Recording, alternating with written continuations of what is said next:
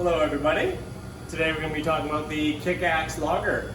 So it's a European style lager, which means that it's brewed traditionally with all grain. So there's no like corn syrup or rice or sugar that they use to make the really light beers, you know, the mass-produced lagers.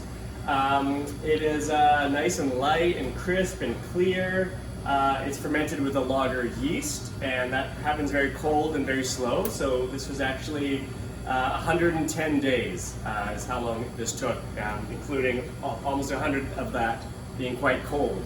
So that just gives it lots of time to chill and mellow out, which makes it quite smooth. So we are loving it. So hope you do too. Thank you.